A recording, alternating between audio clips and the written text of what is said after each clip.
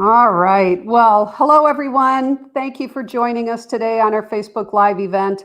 I'm Dr. Margo Jacquot, the owner and director of the Juniper Center. We're a mental health practice throughout the Chicagoland area.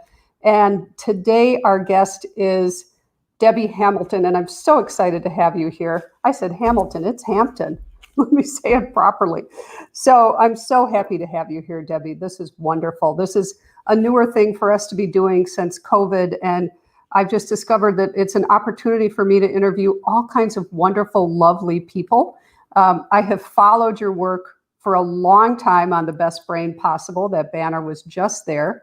And have read your book, which I have right here in front of me, Sex, Suicide, and Serotonin. And I'm just thrilled to have you here. I think the word journey is kind of overused. You were on a mission. Like, this wasn't a journey. Journey feels a little passive, and you were on a mission to heal. So I'm thrilled to have you here. I'm going to do a quick introduction for you. If there's anything you want to add to it, please feel free. So Debbie Hampton, not Hamilton, is from Greensboro, North Carolina. You recovered from decades of depression, a really serious suicide attempt. I mean, it is, again, not to sound cliche, but it's pretty miraculous that you're still here. And not only that you're here, but that you have survived and you've thrived in the way that you have. I mean, it's shocking. As a therapist of 34 years, I know people who have attempted suicide and they have not recovered in the way that you have. So really fabulous in how you've handled your recovery. The attempt resulted in a brain injury, and you have moved on to become an inspirational writer, a leading blogger in the brain health arena, which is my love. I love brain health, which is how I found you, and a well-known voice in the mental health community. Even though you're not a therapist, I think what you have to offer is incredible. Debbie's lifestyle work has been featured on Mind, Body, Green, Tiny Buddha, another great website for information, and the Huffington Post. You have attracted an enthusiastic fan base on social media. You write about behavior and thought modifications, along with mental health practices and alternative therapies you've used to rebuild your brain in order to find joy and thrive. So welcome. Thank you for being here with us today. Thank you, Margo. I'm so happy to be here. That's great. Well, so, if you wouldn't mind, you have such an incredible story, and we can talk as much or as little about that as you would like. But, as I was reading your biography and as I've been on your website and reading your book, there are so many things that we could talk about today. But in our preparation, your wish was to speak more about neuroplasticity. So we're going to spend probably the bulk of our time talking about that. But do you mind just sharing with us a little bit about yourself and how neuroplasticity became important to you? No, not at all. Because as you said, that is my mission. But it's really just, I kind of fell into it. It's my life. I had a pretty normal upbringing in the South in North Carolina by middle class parents in the 60s and 70s. I'm telling my age. And for that time, they were as emotionally aware and supportive as any parents were, which for that time was not very much. So I did not learn the mental health coping tools that I needed to succeed in life. And I hope we're doing a better job of teaching the young people, because it's important as reading and writing.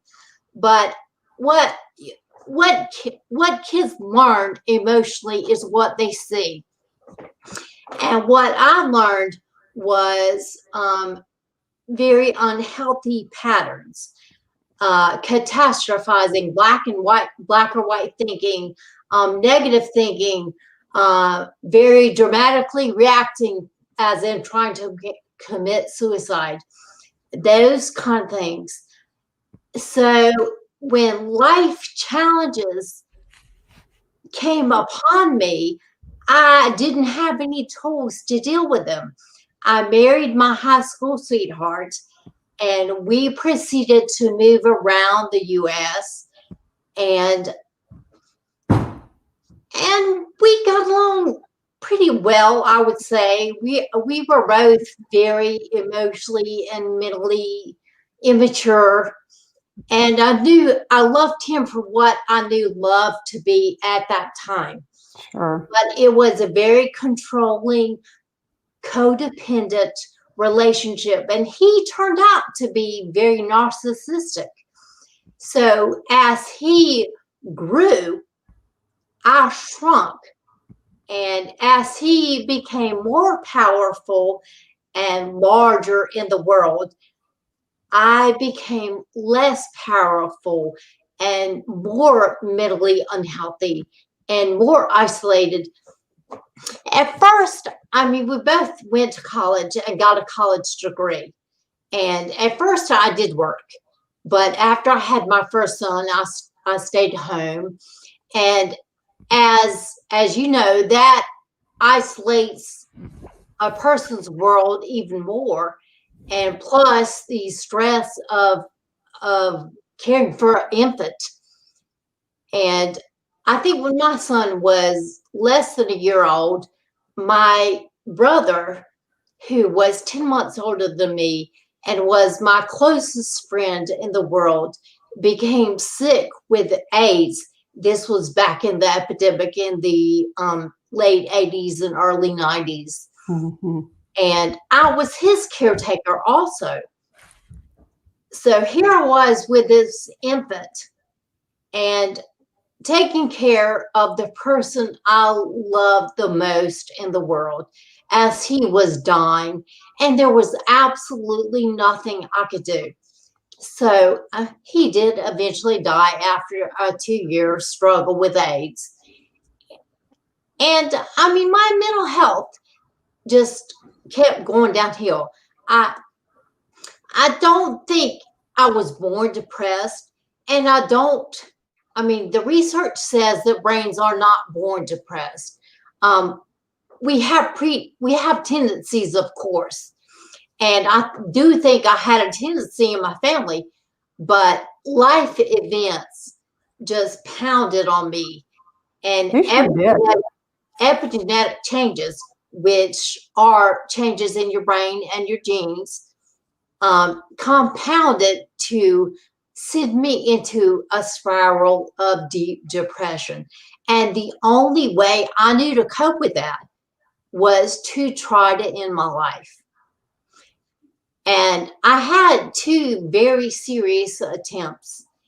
And one was after my ex-husband served me with divorce papers. I had already had a second son at this point and was still a stay-at-home mom, and even became less and less. I mean, I had no support system. I had no self-esteem, no skills to cope with any of this. And so I tried to commit suicide the first time, and it just got worse. And I got away from him, moved to North Carolina with my sons. And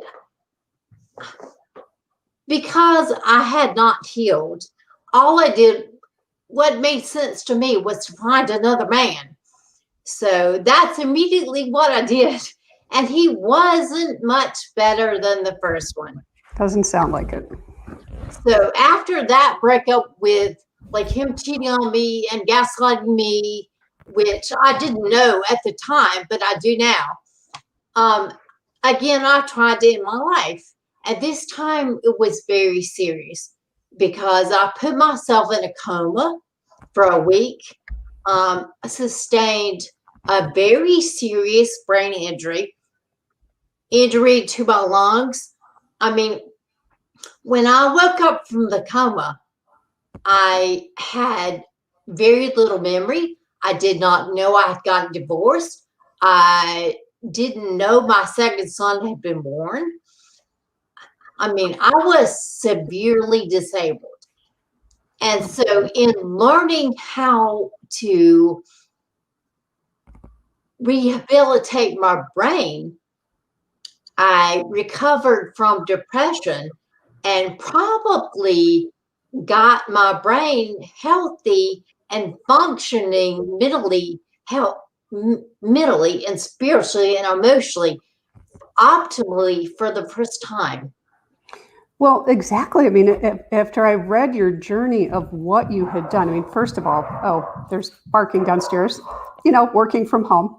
So That's okay. Cat may run through here. yeah, right.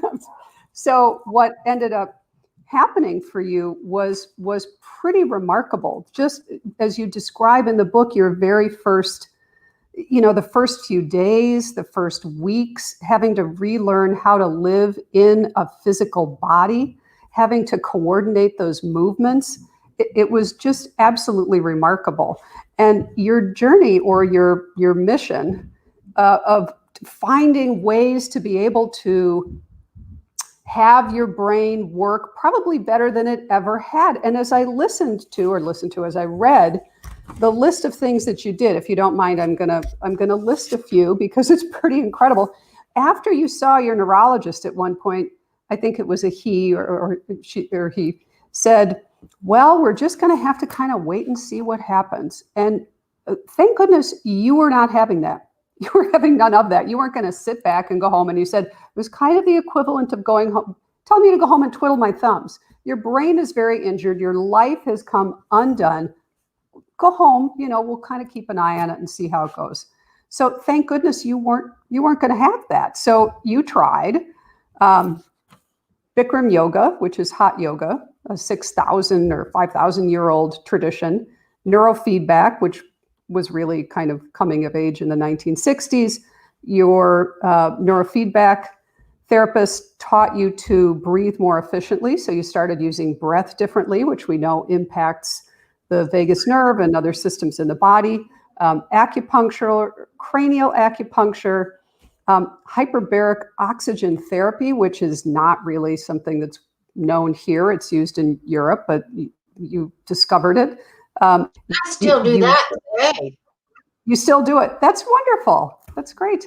Yeah, I want to hear a little more about that. I think these are fascinating. It was like you tried whatever. You read extensively. You learned about neuroplasticity. And I love your description in the book where you say, it's like Dorothy and the Wizard of Oz. She's discovering that the ruby slippers were already on her feet and that she possessed the ability to get herself home. Right. So she already had what she needed. And I think that with neuroplasticity, that's what you're describing, is that people really do already have what they need on board. They need the tools, they need the direction. Sometimes they need someone to facilitate it, but that our brains really want to do this work. We're always seeking homeostasis. So you found exercise. I love your discussion about rebounding on your little trampoline at home. Hello to Donna. You did craniosacral therapy, brain wave optimization. You read extensively and eventually found a therapist that made some sense, which thank goodness, because I really can appreciate that certain types of therapy are not always, they're not always as helpful as we need them to be, especially for particular conditions. That's an incredible list. That was 11 different modalities that are intensive. I mean, the time and energy that went into that. So all of these were part of your mission of finding what was going to help you heal your brain. It's fantastic. Well, and I think I should point out, Margo, that I wanted to die before. I didn't come out of the coma miraculously wanting to live. I still wanted to die. Matter of fact, I was mad at the people that kept me alive, and because I did not succeed. And I pretty much was still undecided as to whether I wanted to live that first year, because my ex-husband sued me for custody of my sons, took them away, and moved to another state. And here I was, brain injured. I couldn't speak. I barely could think. I mean, I couldn't function. And I thought things were bad before and wanted to die. But I did recover a little bit that first year just naturally. And I didn't do all that stuff the first year. But at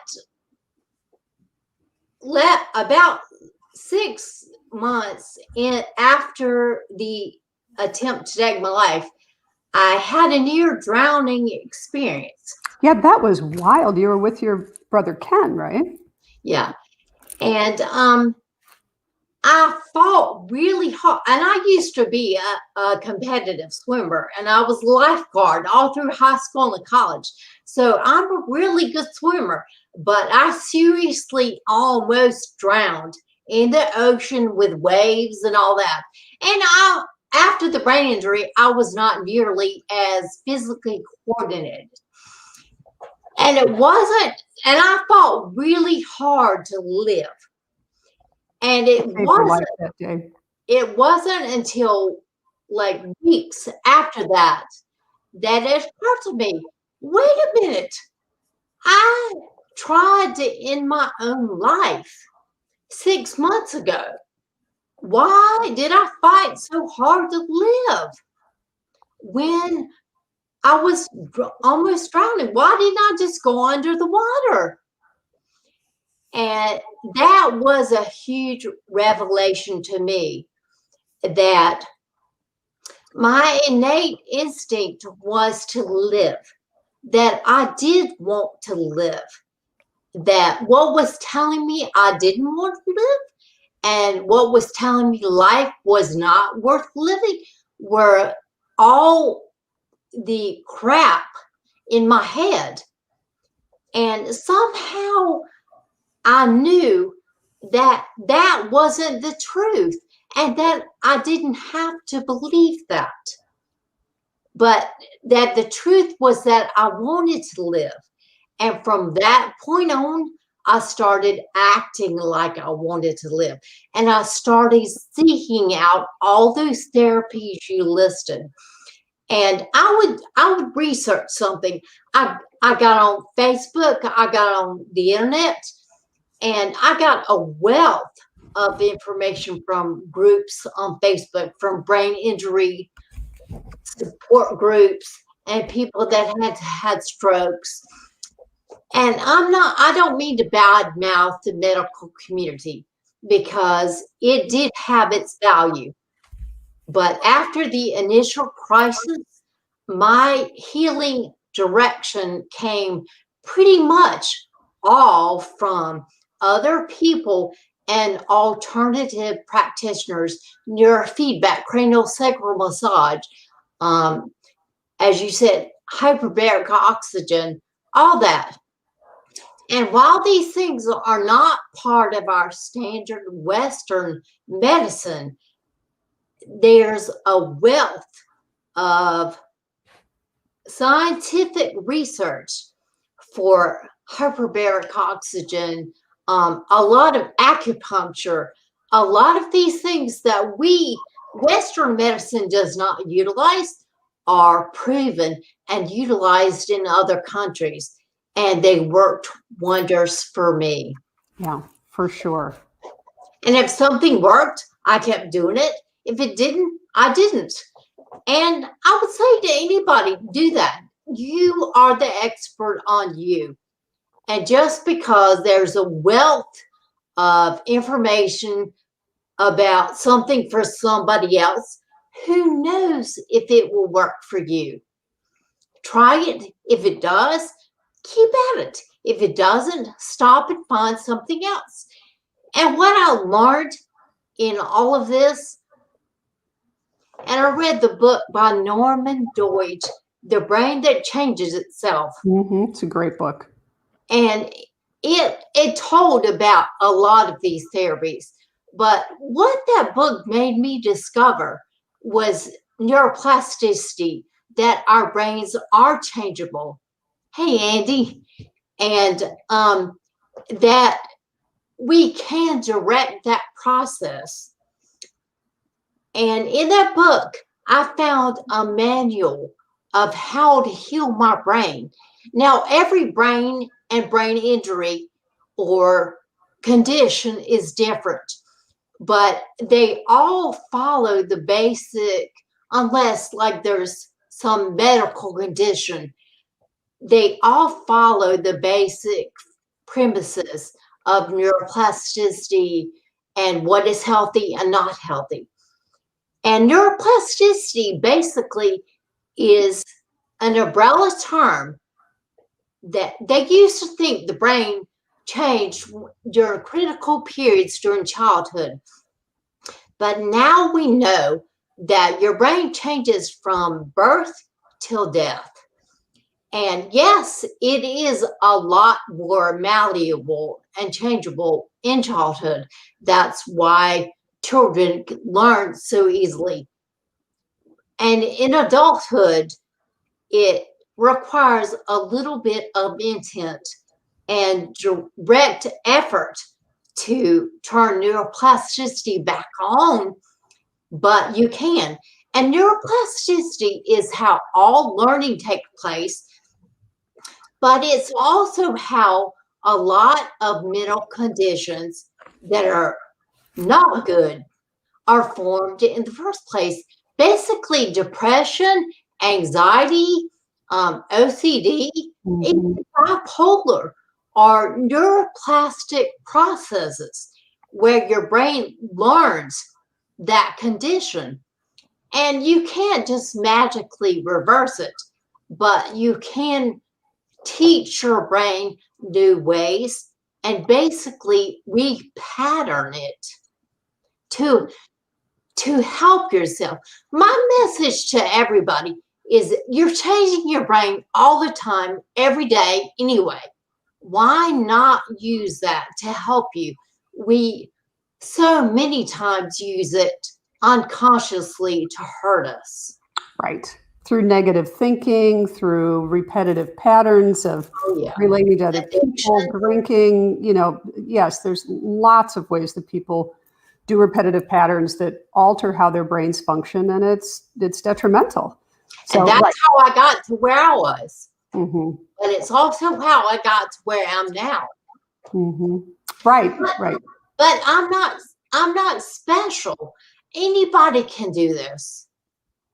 Yeah, I love that message. And you really write about this in the book too, that's the great takeaway. Anyone can do this. Yeah, in probably both of the books. I haven't read the Beat Depression yet, but the Sex, Suicide, and Serotonin, that you did this through effort and repetition and trial and error. And you actually went to some mental health counselors, and they weren't particularly helpful for you. You eventually did find one that was helpful using cognitive behavioral therapy. But right, it was through trial and error and what helps, what's not helping, and how do you offload what isn't and keep trying. So I hear you that, it can sound like, well, you must have been really exceptional that you were able to overcome in the way that you did, that you were able to persevere. But what was exceptional was just your willingness to keep trying things. And you just made it your life. This is what you were going to do. And now you share it with other people, which people like me really appreciate. I share your articles all the time. I love your work. I think it's great. So that's really a fun piece of it. So as you're talking about this, the folks that we work with, we deal with a lot of people who have had emotional trauma, traumas in the world, accidents, all kinds of things.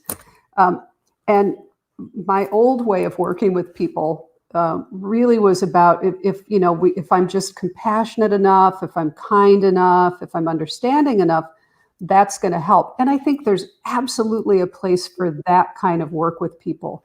However, I will tell you, I had some clinical experiences with people where they were having flashbacks on my floor in my office. And I was thinking, not only am I not helping, I think I'm like doing a disservice here, my Hippocratic oath out the window, not by any intention, I didn't know what else to do at that point. So I really got interested in the brain science of psychotherapy and what helps people change their brains. And so that's been part of my mission in this part of my career, has been helping people connect with resources and utilizing strategies in therapy and referring them out for all kinds of concurrent therapies, do a lot of different things at the same time so that we really can help them heal their brains. We really can work with that neuroplasticity. So I use that a lot in my work with people. We talk about neuroplasticity all the time. So that's wonderful. So do we have any questions from anyone who is watching? We have some wonderful folks. Hi, Bill. We have folks who are here saying hello. Does anyone have a question? Or do we just get to keep talking? I guess we just get to keep talking. So, Debbie, how are you now? I would say very mentally healthy. I still deal with anxiety, and during this pandemic is the first time I felt like I've actually asked myself, "Are you depressed?" But I don't think I am. But what I subscribe to, and what I think everybody that wants to be mental healthy is, I think mental health is a lifestyle. It doesn't mean you're not going to have those depressing thoughts and maybe even suicidal thoughts. And it doesn't mean you're not going to get anxious. It doesn't mean everything is rainbows and unicorns. And it really bugs me, this whole just think positive movement, because that's not what I'm promoting, and that's not what neuroplasticity is about. I do promote thought reframing, which does mean usually challenging the negative thoughts, but it doesn't mean automatically thinking positive. Right. It means thinking realistically and challenging what you're saying to yourself. Is it real? Is it something I believe? Is this thought helping me or hurting me? So, I mean, I practice what I've learned and what I promote every day. I use coming into the present all the time because I do have anxiety. I meditate daily. I say affirmations. I visualize. I use grounding to come into the present and calm my body and my brain, because anxiety is an instinctual physical reaction. It's normal. And your body learns that. And I've had half a decade of being anxious and reactive, and in a narcissistic abusive marriage where that was reinforced. So even now I feel like those impulses and those panicky feelings, but now I don't act on them. I know how to calm my breathing or challenge my thoughts. Or my whole message is, I know how to help myself instead of hurt myself. And what I spent half my life doing was hurting myself and making things worse. So I would say nowadays I help myself. That's how you are, right? You have a normal life in many ways with normal stresses. You're going through COVID and, you know, what's happening in the political universe that's stressing so many people out, and, you know, what's happening with social justice issues. I mean, and life, that's on top of just life. So you're dealing with everything everybody else is. The difference is you have developed a repertoire of tools. And this is so critical. People expect to be happy. I want to just be happy. I want to have more joy in my life. Great, me too. But I don't know that we can deliver on that one. I'm not promising that. What we can do is give you lots of coping skills, lots of tools, so that when life hits, you know what to do so that you don't get knocked down as much, or you can get back up. So I love that way of thinking about it. It's not like you're cured. And we're not just talking about from your head injury. We're talking about, or your brain injury. We're not just talking about from that. We're talking about from just the psychological nature of being human, that what got you into that situation to begin with. So being able to have those tools is critical. I love that way of thinking about it.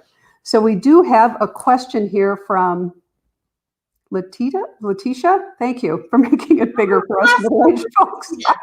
How We were cheerleaders together. Yay, that's great. The question is, how early do you recommend exposing children to various therapies of meditation, yoga, acupuncture, et cetera, so they develop tools to keep themselves mentally healthy? Debbie, do you want to take a jump at that one?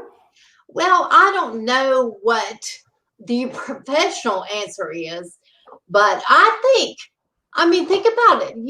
You teach your children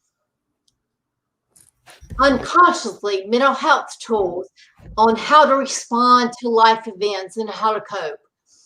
I think from day one, we should, as parents, should be modeling behaviors as to how to be mentally healthy, how to calm ourselves down, how to cope. And I mean, if you meditate, great. Let them see you meditate. When it's appropriate to you and the child, teach them how to meditate. Teach them how to challenge your thoughts. Take them to a yoga class. That is really between you and the child, but I think it should be a natural part of parenting and basically showing them what you do, modeling the behavior. Kids are going to learn so much more from you by watching you than by you telling them something. And what I really regret is that I taught my children how to be mentally unhealthy. I mean, I modeled such poor behavior to them. And even trying to kill myself was, it's scientifically they've shown that when there is a suicide attempt, like in the immediate family, the children are like 50% more likely to attempt to take their life. So I really modeled poor behavior, but I have worked really hard with each of them to teach them better coping skills and mental health skills. And I'm happy to say I think it's worked. Thank goodness. Well, they've grown and developed. So hopefully they can use those. To your question, are so much more aware than I was. Well, exactly. Or than I was. I think you and I are of a similar age, and you're right. Nobody talked about this stuff when we were kids. You didn't talk about the F word of feelings and, meditation and yoga, schmoga, but now, partly because I'm a therapist and I like to learn about the brain, I got with my kids really early on to start doing some yoga poses. We got a yoga deck, and it was just a part of what we did as their nighttime routine. So I don't think it's ever too early. They could pick a card. They would take turns. There's two of them picking a card. And then we would do that pose. So if it was cat pose, we'd all be cats, and then we'd play kitties, and then we'd climb into bed, and they'd be horrified if they knew I was talking about this. But anyway, so we started that really early on. Meditation was just breathing. We just talked about focus on what you're doing right now. What are you doing right now? When they'd start doing kids, you do have to keep it very simple. Keep it simple, right? Just let's focus on what's happening. What are you doing right now? You're eating a popsicle. That's it. That's all that's happening. And that's mindfulness. That's mindfulness, right? So as early as possible. Acupuncture, I think, typically for kids, if there's a specific issue, then acupuncture certainly can make sense. My older son my 16-year-old has gone to chiropractic because we found that he wasn't sleeping and was having some pain. And I took him. My chiropractor is amazing. If you're in the Chicago area, Dr. Whitney Fandel in Park Ridge, amazing. She works with pediatrics and helps kids with all kinds of issues, including ADD and anxiety and depression, sleep issues, digestive issues. So chiropractic, any of these modalities can be really helpful. But as a parent, I think we can start early on just to teach them good skills, how to think, how to express their feelings. All of that is great. So from Andy, gratitude is strongly and consistently associated with greater happiness. Do you practice gratitude daily? And what effects has it had on your life? Debbie Hampton. I do practice gratitude daily. Hey, Andy. Andy's one of my biggest supporters, and he runs one of the depression and anxiety support groups on Facebook. Oh, That's excellent. really helpful. Excellent. But I do practice gratitude daily, especially lately when, as many of you may be feeling like there doesn't seem to be a lot to be grateful for anymore. I mean, I'm stuck at home. I do work a job, but I'm stuck at home working that job all day at the computer. My yoga studio closed. I mean, they tried to stay open, but they finally just closed. Yeah. And I don't get out or socialize.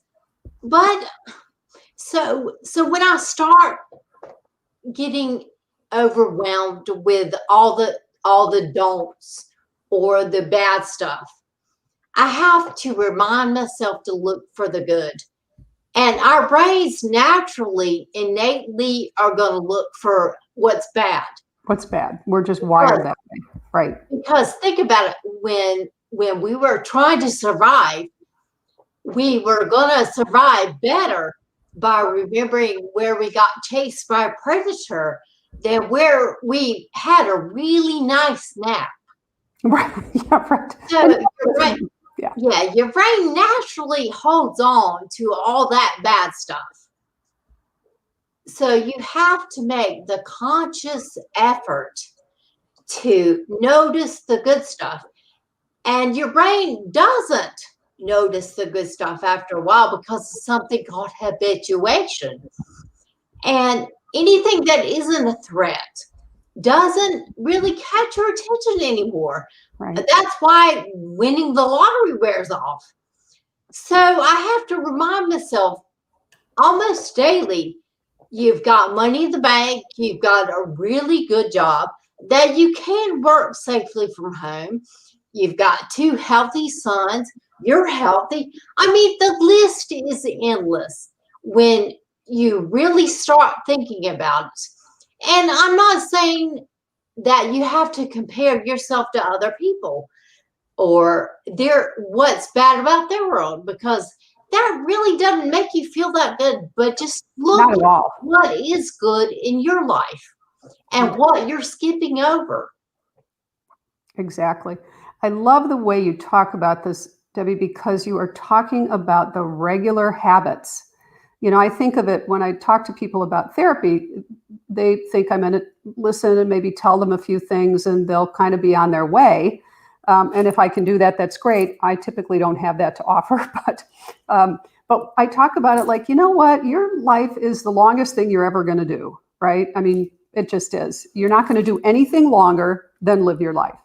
It is a marathon, and we need to train for that marathon. I'm not an elite runner by any stretch, but if you've ever seen a person's plan who is going to run a marathon, it's a map, it's a plan.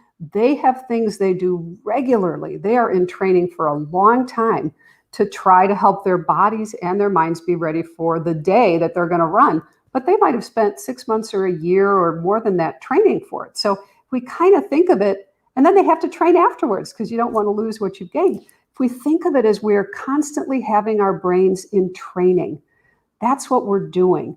Our minds, our bodies are in training. We need to keep teaching them repeatedly how to have gratitude. So I think gratitude is amazing, and the science suggests that gratitude does change the brain for the better, but it's a habit. And we have to repeat it over and over and over again. It's not like we ever get to that end point, I think was your point. Yeah. All these things, science is proving actually do change your brain by neuroplasticity.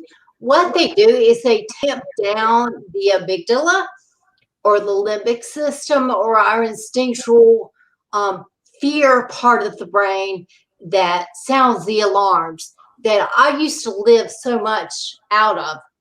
And I think most of us instinctually live out of our limbic system until we learn differently. And think about it. I mean, your brain is shaped by what you see and what you learn as a child. And you spend all that time shaping your brain unintentionally. why not spend the next 20 years or decades of your life shaping your brain intentionally to help you? Because you can. Mindfulness, gratitude, visualization, a lot of those practices, what they do is they increase the connection between your frontal lobe, the thinking part of your brain, and your limbic system, to where it can turn down that overactive panicky amygdala, so you don't stress out and react to everything. And that is a way to help yourself with depression also.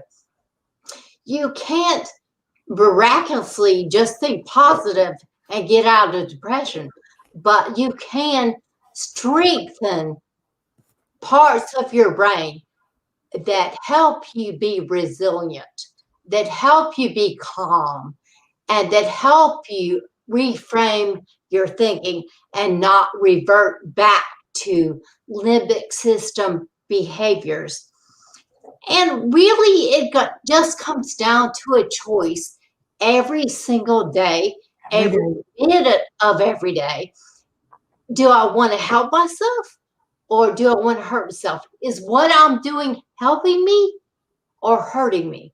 And I'm not saying you can't have days where you sit on the couch and watch Netflix and eat chips, because I do that sometimes.